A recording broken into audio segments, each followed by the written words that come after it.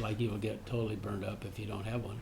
And I work outside a lot, and I've just been lucky to be part of the origin of organics in California. I helped write the first California Certified Organic Farmers Rules.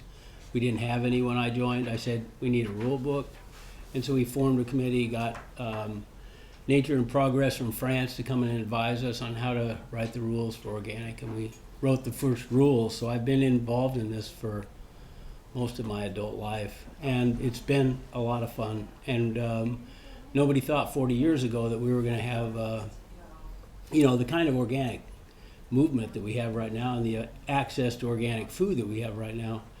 And so we're all heartened by it and challenged by it, because we need to create a new agriculture, and we need to create a new cadre of farmers, because all of us are getting old.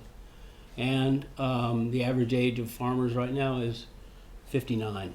And so, that doesn't give us a lot longer to farm.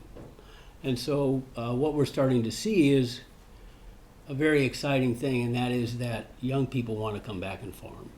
And for a long time they didn't, because it was too expensive and too toxic. And they could see most of their parents dying of cancer at relatively young ages, right, from chemicals, basically. And so a lot of people decided, well, they didn't really want to come back and farm. The other thing that we have been able to do over the years is be anti-war, and still be, saleable as farmers in our rural communities. I mean, in other words, we could be anti-war and, be pro, changing agriculture. We could have this positive thing and also be negative. And then we got this idea, Michael O'Gorman, who is sitting here, and I, that we should start an organization. It was actually Michael's idea, called Farms Not Arms. And we could do the same kind of thing that we'd done as organic farmers. We'd all shared our ideas with each other so we could leapfrog over problems. That if we started bringing some Iraqi and Afghani vets back on the farms, that one, we need new farmers, and they need to be rehabilitated, and it's like that's one of the best places to be rehabilitated. That's where a lot of homeless people are being rehabilitated. So we decided, well, this, seems like a great idea, and so we've, started with our first farmers, getting them on farms, and our first vets, I should say, getting them on farms. And it's been really exciting, because I think it has a lot of potential, because it's all positive. Look, the government is not taking care of these folks. Say, oh yeah, support the troops, blow them off when they get home, right? So they become homeless like all the Vietnam vets. 100,000 Vietnam vets committed suicide. So those are the things that we do, luckily, in our lives. And we were, doing anti-war activism last year, as well as doing Farms Not Arms, and got arrested 4 times in Vermont. But that's not the same as getting arrested in California. In Vermont, it's arrest light. They say, do you want handcuffs? Are they too tight? Whereas here they're try to break your wrist when they put the handcuffs on. So it's a different place, thank God. And because I've been arrested here a lot, and they aren't nice. And so that's kind of what we do in our lives, and we have a great time. And we have a beautiful farm in Vermont. It's 55 acres with 13 greenhouses and a farm stand, and we have a CSA, which is a community-supported agriculture program, where we, sell baskets of food every week, and people pay for them at the beginning of the year. And then we do 4 farmers markets, and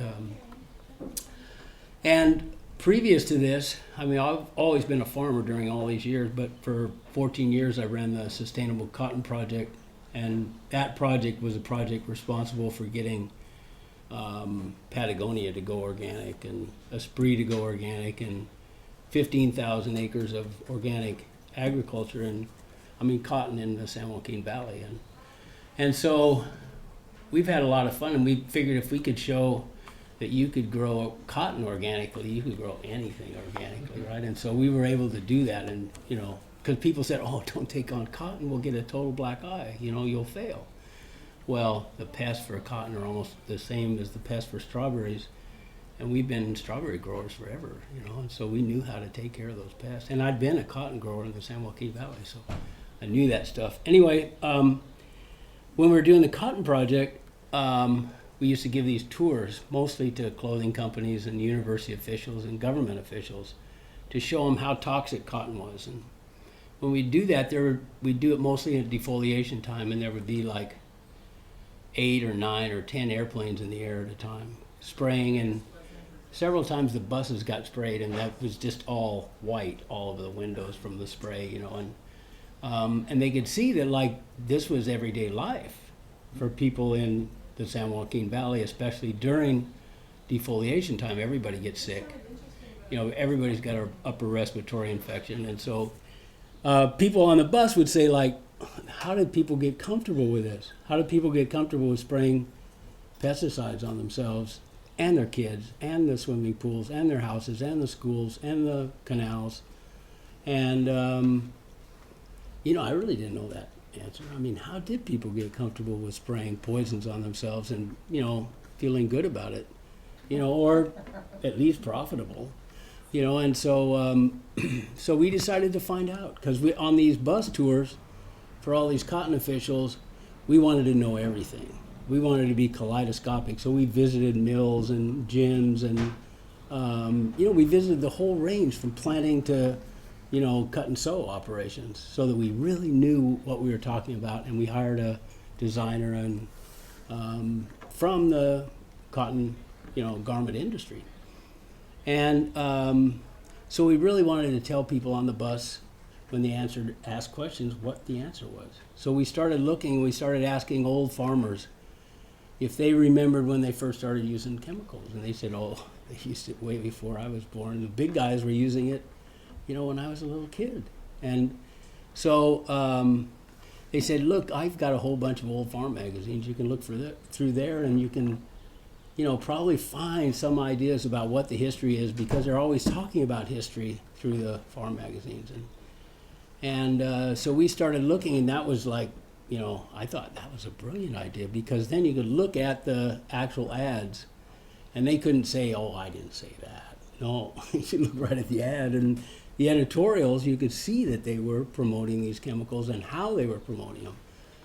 So we just, we finally ran out of Friends farm journals, and then we found out that there were like really great collections of farm journals in the University of California Davis library.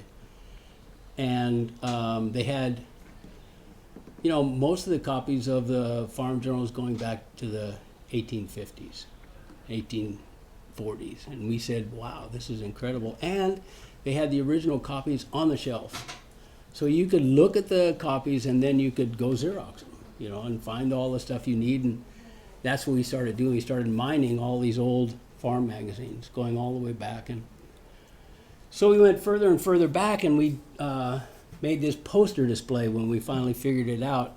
And we were showing this poster display at a conference, and an editor came up to me and said, you ought to write a book about this. And that was 12 years ago. So it took me 12 years to write the book, and I was doing a few other things, but running a farm and the cotton project and so forth. But it did take 12 years, and it was mostly at night. So anyway, I've had a great time doing it, and let me just try to run through this stuff and show you what's going on. So if you want to get to the next slide. These are the stories that I try to tell in the book.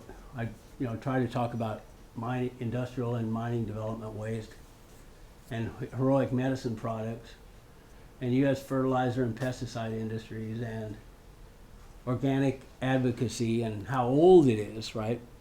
And the advocacy is really old, like 1813, John Taylor wrote the Erator, and the advice in it is totally organic, and his lament is that there's not enough organic matter in the soil, right? That's his, he calls it vegetable matter. All the vegetable matter has been used up in the soil, right? And nobody's paid it back. Nobody's fertilized it. And then the whole history of farm journal advertising, which is really interesting, and how it changed. And then, the history of fertilizer and pesticide industries. And then once they've developed pesticides, and fertilizers. They had to figure out how to get them onto the crop, and so we have this whole kind of short history of spray devices. They first started out with a folded piece of paper, and they would blow the arsenic or lead or mercury or sulfuric acid or whatever they were using onto the plants. And then they started using more complex toys, we might say next. And then we look at the food safety struggles, which a lot of times people think started with Rachel Carson, but really started in the 1870s. And then we look at populist agitation, which was always associated with a clean food, safe food movement, and basically a biological farming movement. All the populist movements in the history of the United States, going way back to the North Carolina regulators before the Revolution, who were trying to regulate aristocracy in the way that they dealt with farmers. So, but today, what I'm going to talk about is, you could just go back one second, Michael, please. Today, what I want to talk about is food safety struggles. That's what I'm going to focus on, and partly because of the light brown apple moth issue, but also just because, like our food is poisonous, and we really need to address it, and it needs to be it should be being talked about by Clinton and Obama. That how poisonous our food is, and I want to talk about that today. So. Okay, Michael, thanks. This is a editorial about manures that was in the first Farm Journal in 1810. It was called the Agricultural Museum, and a lot of the way they handled manures and cover crops was the same way that organic farmers handle them today. Next slide, Michael. And then this is an ad for the Berkshire Cattle Show from 1811. And the first magazine, the Agricultural Museum, only lasted about a year. But the Berkshire Society lasted for a long time. And they were the folks that started the first county fairs. And the county fairs that they started swept the country. And that was the main source of how-to information for farmers in the early days. Next slide, Michael. And then this... Back one. This is an advisory about advertisements in the second Farm Journal that was started in 1819, American Farmer, and the editor was John Skinner, and he was the editor for like 30 years of the magazine, and it became the most important farm magazine, and it was mostly an organic agricultural magazine, and it was about infrastructure and road, bridge, development of canals, and that you were focused on infrastructure and agriculture. And you could only advertise one time. You couldn't advertise a product more than one time. And so here's this once only at the rate of $1 per square. And the papers were expensive. Because they were all delivered by Pony Express. And it took 76 horses to go from New York to Boston, right? And, now it takes 3 hours by car, and 2.5 hours by train. And, so it was expensive. And so they folded the paper over and over, right, and put it on one page so they could have several pages. And then they only had to pay for one page. And the early pesticides that they had were like, this is Buhawk against insects. And Buhawk was pyrethrum powder that came from chrysanthemum flowers, and they had that as early as the 1820s, right? And it was a really good pesticide, but broad spectrum. You wouldn't want to use it too much because it killed all your beneficials. And then they use whale oil soaps, and they use that for codling moth, right? And so they had a lot of different kinds of strategies early on that were biological strategies that worked quite well. Next slide. And then in 1808, Alexander von Humboldt was taking a trip to Latin America, a naturalist trip, and he found that the Peruvians were using this guano that was deposited on these islands off the coast of Peru. And they were as deep as 400 feet, some of the deposits. And the Inca had guarded them so well that the only capital offense in the Inca Empire was just disturbing these shorebirds. because they knew that the fertilizer was so valuable, it was life and death to the people, right? Well, once the industrialists and these big shipping companies like Graceline got a hold of it, they harvested it all in 50 years and completely eliminated it from Peru and sold it all over Europe at first. And then finally, farmers in the U.S. didn't want it. It was first offered in 1824, and they didn't start buying it until the late 1840s. And then it became widely used, but it was quickly over. And the next fertilizer that came along was nitrate of soda, and they found this also on the Peruvian-Chilean border, and they found it when they were digging for salt. And so this was a waste product in the search for salt, and it ended up becoming a very important long-term fertilizer and is used still today. Next slide. And then in the 1850s, they found these huge deposits of potash that were overlaying, again, salt deposits in Strasbourg, Germany.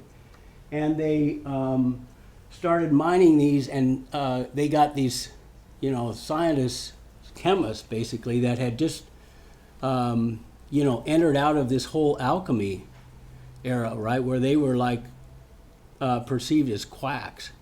And they got these alchemist chemists to say, well, this was the same as the ashes from your stove, even though muriate of potash has muriatic acid in it, and it's not the same as the potash in your stove, and actually poisoned a lot of land. But they were the potash cartel, and they were the dominant potash suppliers for the next 100 years. Next slide. And then in the 1860s, they found phosphorus deposits off the coast of South Carolina, and then more of them off the coast of Florida. And they started mining those and dumping sulfuric acid on it to try to get it to be a complete fertilizer, and to try to release the phosphorus in it, because phosphorus sometimes is available and sometimes isn't available. And if you get it into the form where they pour acid on it, they presumed that it would be more available, but once it got into the soil, it got tied right up again. So it was a bogus fertilizer, and most of the early fertilizers were bogus. Next slide. And then in 1867, they were having serious problems controlling Colorado potato beetle. And so this innovative chemist, Dennis Markham, decided he'd pour this paint pigment, Paris green, onto the Colorado potato beetle, and it killed them. It flat out killed them. And so they started using arsenic, first on the Colorado potato beetle and then on everything except cotton. And they finally started using it on cotton, and it worked because they figured out, well, they could use calcium arsenic on cotton. And in that same year, in 1867, one of the most important tools that we have in organic agriculture was also developed, and that is the search for beneficial insects in the home country of that crop. So, for example, one of the big successes of that technique was going to Australia, where the oranges came from, to try to control cottony cushion scale, and they found 129 Vidalia beetles, shipped them back here, and those Vidalia beetles controlled cottony cushion scale, which was a serious problem for California orange growers. And so at the same year that they started using toxic chemicals in agriculture, they had developed this incredibly effective technique that could have taken care of all of these pest problems, and has taken care of all these pest problems on organic farms, and does so today. So immediately after they found that they could use arsenic as a pesticide, they wanted to convey the message that this was a very safe chemical to use, and even little girls could pump it, right, with their cute little dresses on and no protection, right? And they did the same thing with all the spray ads, and they would have a guy dressed up in the Sunday go-to-meeting suit with a hat on and tie and a vest, and totally buffed out, and he's out there spraying, with a bucket sprayer. Well, after they developed the use of the folded cardboard to spray, they started using a bellows. That was the first thing they did, and they used a fireplace bellows, and they drilled a hole in it and put a screw cap on it, soldered it on, and then they could fill it full of pesticides, mostly arsenic, and spray it on anything, puff it out on anything. And then they started developing these spray devices that they'd never really had before. There was no such thing like this.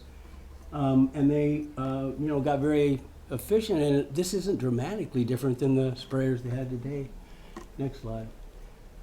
And some of the farm magazines still stayed populist. At this time, a lot of the farm magazines started to be bought out by publishers that weren't populist, but the old populist magazines stayed populist. And here's a advisory from the Pacific Rural Press, which is the forerunner to California Farmer, that advises people, that this is the antidote for Paris green poisoning, because they knew that farmers were starting to use it and that they were getting poisoned by it.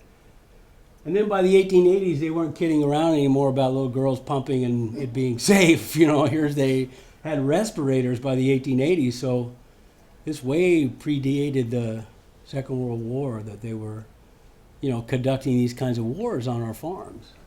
And most of these ads are from California, because we mined Davis more than any other library because they had the best ads. But we went around the country and found other farm journals because we wanted to see how stuff was sold there, and they're almost identical ads. The companies, shared the ads or spread them around, or they were the same companies coast to coast. Next slide. And then in the 1880s, they got this great idea, let's give the farm journals away, because by then the publishers that owned them were not populist. They were capitalists that, cared more about making money than about serving the farmers. And so they started giving the magazines away, and they still do. Here's an ad from 2005 for Farm Journal, and one for Cotton, and this is Farm News. And so, if you sign up on any form in this country as a farmer, you will get farm journals. I guarantee you that. You'll get them, and you'll be throwing them out. I tell this story now because it's really fresh with us on this Farm Journal story, because 3 weeks ago, Spudman, which is a farm journal, called my wife and said, look, you haven't filled out your paperwork for renewing Spudman. And she says, well, we never ordered it to start with, and we really don't want it because it doesn't have any advice for organic farmers. It's all chemical, and it's huge, potato farming in Idaho and Utah and so forth, and we just don't want it. We end up having to throw it away. Please don't send it. They said, oh, you should really take it. And she said, look, I don't want to talk to you anymore. Please don't send it. And thanks a lot. Bye. And then the next week they called me, and the same pitch. And I said, look, I don't want it. I really don't want it. It doesn't really serve me. And I don't grow that many potatoes. I grow an acre and a half, and I grow 15 different kinds on an acre and a half. And I don't really need it. I'm not that scale of a farmer. They said, well, even if you grow one potato, it would be a valuable magazine. And so I said, no, I don't want it. Next week, it's in the mail. And then 2 of them came. Both of us got a subscription, right? So, and they're thinly disguised advertising sheets. They're and they've been that way since the 1880s. And they developed this 4-fold model for how to sell stuff. It was really clever editorial that was really an infomercial, and then a really clever ad, and then a testimonial from a large-scale reputable farmer in California or Arizona or wherever the magazine comes out, and then somebody from the government or the university gives a testimony. So they had this 4-fold sales model that they still use today. It's exactly the same sales model they use today, and so they were effective, and arsenic became ubiquitous by the 1890s. In 1891, they started using lead arsenic because they found out that it would work on the gypsy moth, and then they realized that, wow, it worked better than just straight arsenic on the vegetables and melons and fruits and everything but cotton, and they continued using calcium arsenic because the lead arsenic burned the fiber in the bolls, and calcium arsenic didn't. So also about that same time, there'd been a lot of criticism, as you saw in that antidote, and there were lots of editorials that you'll see in the book, if you buy the book, about how people were afraid of arsenic and that they felt like it was really, it wasn't the right way to farm and so forth, and farmers were really opposed to it, but they kept pushing it and pushing it and pushing it. And the big guys used a lot of it. They used tons of it. By the early 1900s, they were using enormous amounts of it, and the fruit was showing up in Europe with high amounts of arsenic on it. And so the Royal Society of London established tolerances for arsenic and lead on foods, and the U.S. wouldn't go along with it, and didn't go along with it until 1940. So from 1903 to 1940, we refused to accept the world tolerance for arsenic, just like we do now with the Kyoto Protocol. And so it's like we don't want to play in the same league as the other folks. And like in food right now, they don't buy our meat because it's full of hormones. They don't buy it because it's full of antibiotics, and they don't buy it because they're afraid of mad cow disease. And it was the same at the turn of the century. And then in the throughout the 20s, there were all these reports of poisoning, and so the chemical companies started panicking. Like there is a lot of pressure coming on us about these pesticides that are on all the food, and especially since it was arsenic and lead, and people were scared to death of arsenic and lead anyway. And so so the chemical companies were searching around for a way to deal with it. And next slide, Michael. And they got a break. They totally copped a break because this really popular cartoonist of the day, who was a screwball cartoonist and wrote for Judge magazine, published two cartoons in Judge magazine in 1928. And in each one of these, he used a flit gun. This was like a bicycle sprayer that they welded or soldered a little tank on the bottom of, and they could spray liquid stuff out with it. And that was the common sprayer of the teens, 20s, 30s, 40s, even all the way up to the 50s. There were lots of those out there.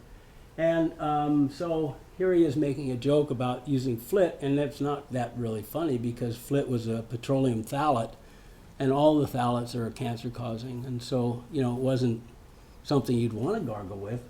And this cartoonist was Dr. Seuss, and so Dr. Seuss accepted a job offer from Standard Oil and worked for them as a pesticide salesman from 1928 until 1943, and was the most influential pesticide salesman in history. And he had the effect of dampening down that criticism about arsenic and lead and flit and all these chemicals on your food, right? And so he was very, very effective. But he was really effective, and he was able to gestate a lot of his, masterpiece creatures in these pesticide ads, because he had about 1,000 ads a week that were in magazines all over the country, right? And so, I've found old Saturday Evening Posts and Ladies' Home Journals with Dr. Seuss ads in them, and we dug through all these magazines to find a lot of these. And they're ubiquitous. They're in most of the magazines and newspapers during that 15-year period. So here's some more of his ads, and then the next one. This one has a national slogan, was "Quick Henry the Flit," and it applied not just to getting rid of the bugs, but getting rid of people that were being pesty, right? So somebody would be giving you crap or something about something, and you would, just do this and say, "Quick Henry the Flit," right? To kind of take him away as a pest. So he was impressive and effective, but there were still lots of problems. Next slide. So, in spite of his campaign, people were getting killed, and people were, getting sick, and, the cabbage had 35 times the level allowed by the government, and the government was allowing way too much, and pears had 54 times the limit of safety, and so the government said, okay, we're going to set new standards, but the new standards they set were for Europe, and so the standards they had for the U.S. allowed you to have 2.5 times as much pesticides as the produce that was shipped to Europe, because they wanted to keep that market, and so they used less.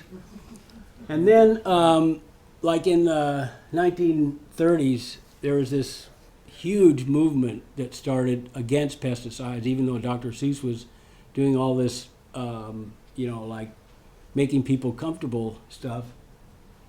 there was a huge movement against pesticides, and it started out with one book in 1933 called 100 Million Guinea Pigs. It was written by, excuse me, and it was written by Callett and Schlink.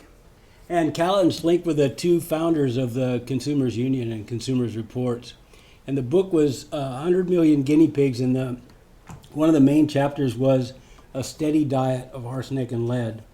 And then in 1935, another book was written called Eat, Drink, and Be Wary. And that was written by Callett himself. And he, pushed the message on, like, we really have to take care of this arsenic and lead on the food and all these other chemicals that are being used on the food and in our cosmetics. And then in 1937, another book was written called 40 Million Guinea Pig Children. See, there were only 100 million people in the country at the time, so the 100 million guinea pigs was us, and today it's 300 million guinea pigs. I was really tempted to call the book that, because we're in the same place we were in the 30s. We're being poisoned by our food, and, so what I'm trying to show here is that this anti-poisoning movement is old. It didn't just start with Rachel Carson. It didn't just start after the Second World War. It's old, and they've been poisoning us for a long, long time. And it's time to say, basta. We don't need any more of that. So then in the 1930s, a Swiss chemist by the name of Mueller figured out how to use DDT, which was invented in 1894, and so they started using it in Europe on the Colorado potato beetle, which had become resistant to arsenic. And resistance is like a tolerance. The bugs can tolerate a certain amount of chemicals. So they started using DDT on the Colorado potato beetle in Switzerland and throughout Europe.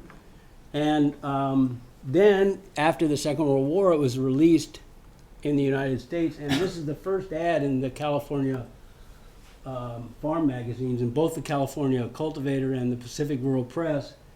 And you can see that they called it Genocide. The first name for it was Genocide and Genetox. You could buy two versions of it. And, this is the only piece of truth in advertising that I found in all my searches. It really was genocidal. Right, you're right. They got it, And then the guy that was responsible for the really popularization of DDT for troops, remember there were 5 million farm kids that enlisted in the Second World War, 5 million. And so Dr. Seuss wrote to the War Department and volunteered to be a pesticide promoter during the Second World War. And so they commissioned him as Captain Theodore Geisel. And he drew these cartoons to promote DDT and the Anopheles mosquito. Anopheles mosquitoes carry malaria, right? And so these are his cartoons for Anopheles mosquitoes and this. And the cure for this was DDT. And so by the time kids got home, they were already comfortable with DDT because Dr. Seuss had gotten them comfortable by saying, oh, this is going to save your life by you being sprayed with DDT. And then right after the DDT was released, they started releasing all these other closely related chemicals to DDT, and this is one of them. Next slide. And it's all by then it's a total militaristic, approach to agriculture because, the conquering heroes had come home with these war toys and they were turned into plowshares, although deadly ones for both the farmers, farm workers, and consumers.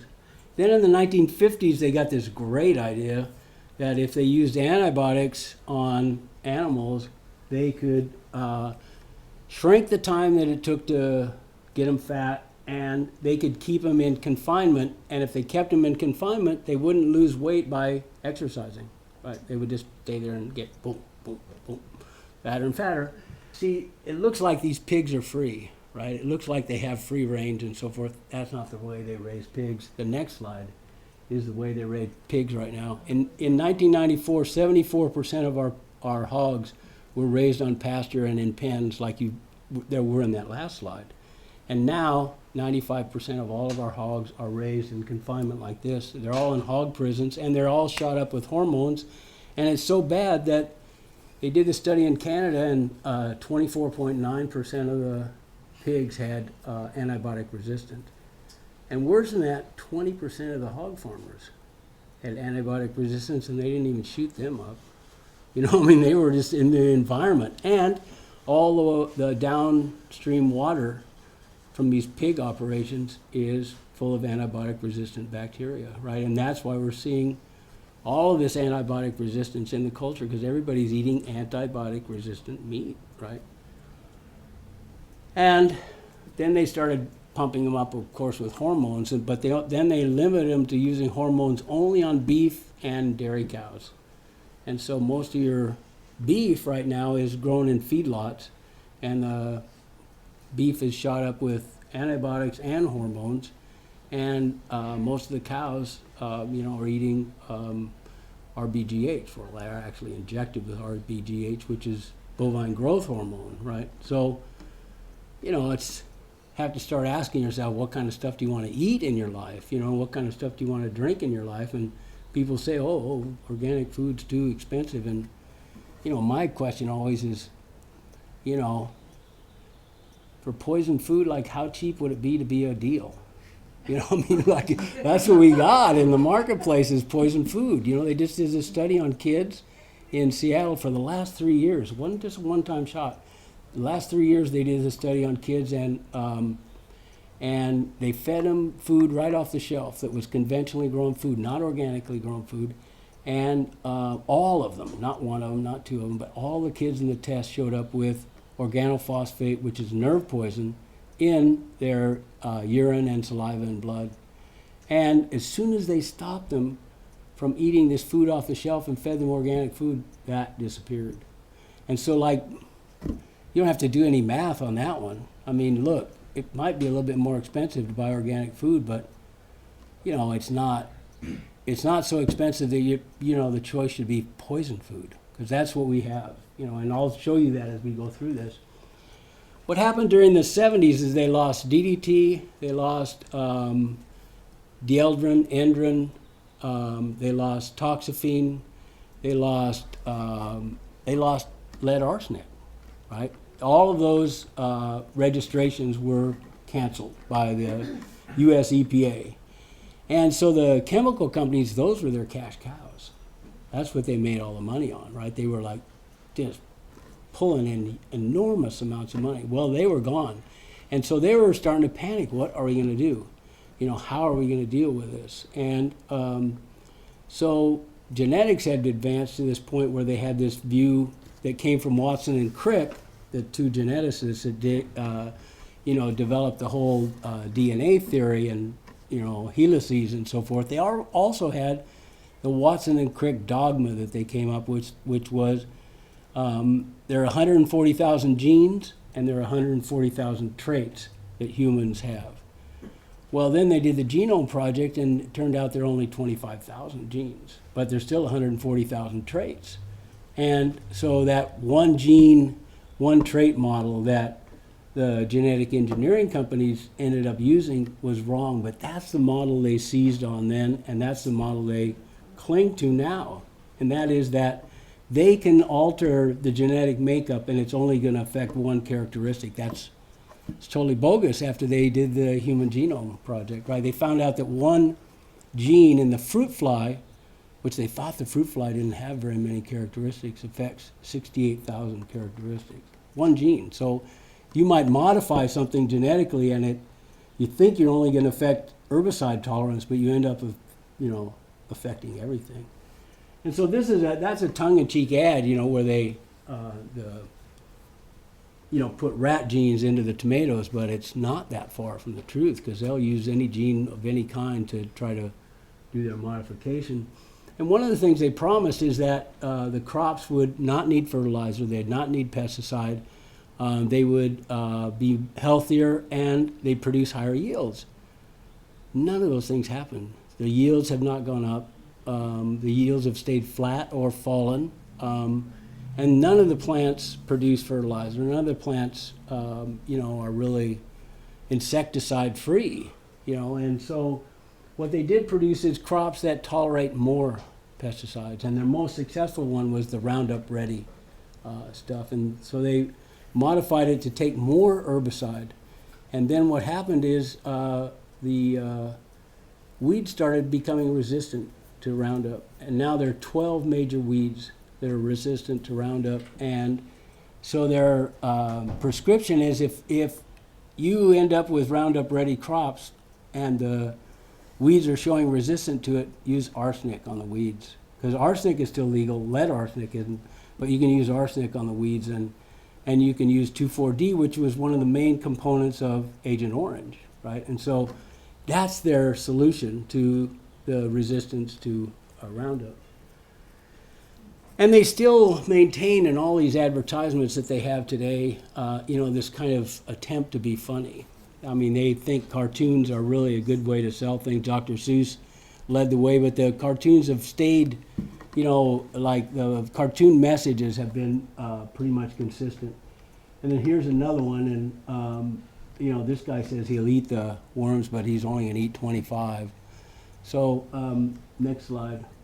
These are the cartoons that I think ought to exist in the magazines to tell people what's really going on with these chemicals, because this is a cartoon about the Bhopal incident in India in 1984, where gas called methyl isocyanate, which is the main ingredient in carbamate chemicals, escaped and killed 8,000 people in the first night and blinded 200,000, and subsequently 20,000 additional people have died.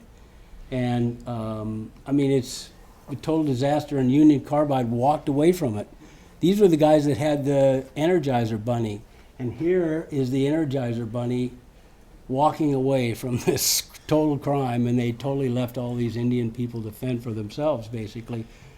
And I think it's instructive to see what kind of pesticide use is in California, since we're in California, and we're lucky that we know this, because California is the only state in the United States that collects pesticide use information.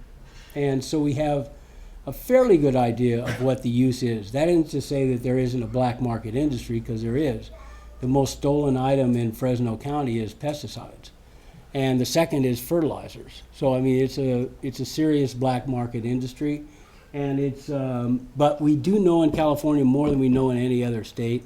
New York just passed a law that they have to collect pesticide use data, but they only collected 1 year so far. And California has it all the way back to the 70s. 1970 it starts. And you can see here the top pesticides: sulfur first, petroleum, and then they get into the real baddies. This is methampsodium, and this is the same basic chemical that was spilled in a gas leak in Bhopal, India. And it's the third most used chemical in California, and look how much they use per acre, over 100 pounds an acre. And then methyl bromide is the fourth most used, and methyl bromide is the ozone destroyer that's most toxic chemical to the ozone, more toxic atom for atom than any other chemical. I was on the Montreal Protocol, and we thought we had methyl bromide banned, and it was supposed to be out of use in 1995, but they've given them special permission every year because the strawberry growers and the tree fruit growers are just too powerful in California and Florida, and so and the carrot growers are totally into it too.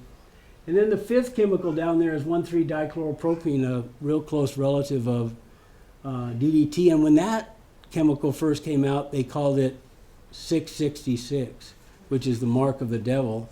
And so I guess there are two pieces of advertising that were truth in advertising, because this chemical is really the mark of the devil. It's a cancer-causing air pollutant, and it was found in Merced County in the mid-90s, above a Merced school at 880 times the legal limit of concentration, and it's like I say, a cancer-causing air pollutant. So they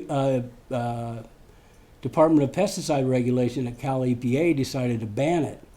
And so it was banned in 1994, but the chemical companies went to work and came back, and now millions of pounds of it are used.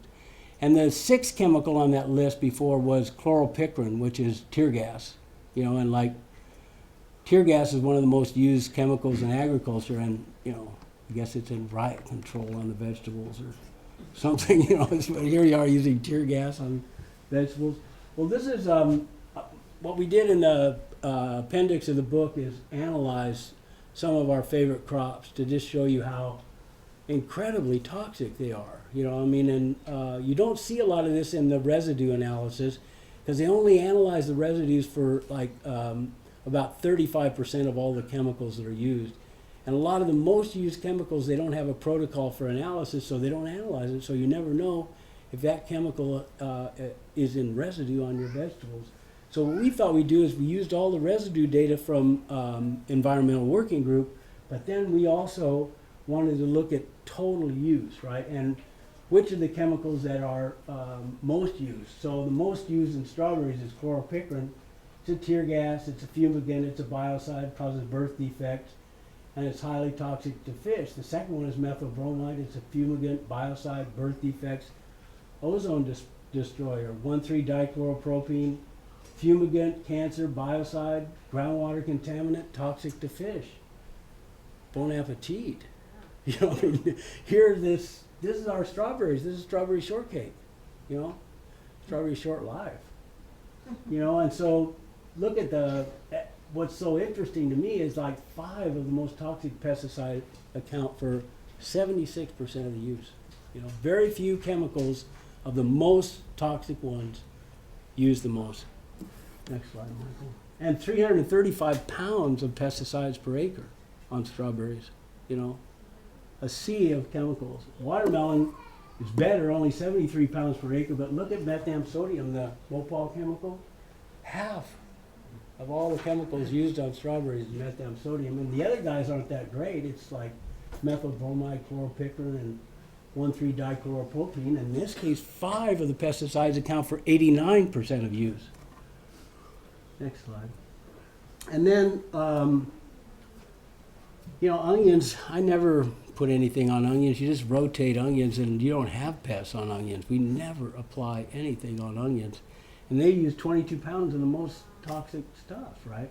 Again, it's, the worst things. And then on carrots 108 pounds, and look at the methampsodium on that, 70%, and the other guys aren't really, that good for you either, 1,3-dichloropropene, and, it's like, it's consistent. If you look at every vegetable and every melon and every kind of crop in California, they're just full of chemicals. And so and they're, EPA says, well, wash the chemicals off.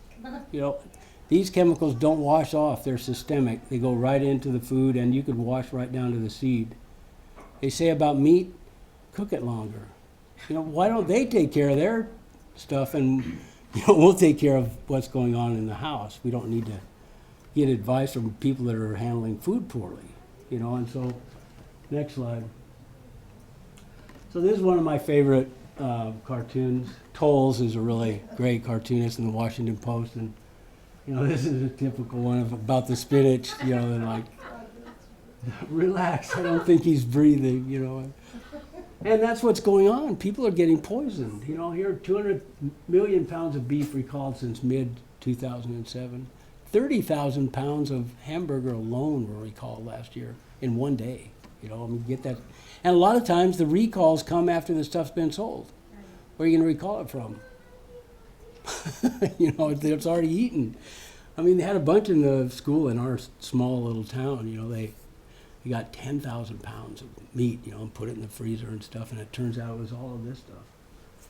And then the guidance for industry that just came out from the FDA last year is not protecting us, it's protecting the chemical companies, and it says that unless an antibiotic or a drug kills somebody, then we can't eliminate its use in animals, and that means that all those antibiotics, we can't restrict them, right? Because we can't demonstrate right now that it's killing them, but long term we know that it's going to because of antibiotic resistance.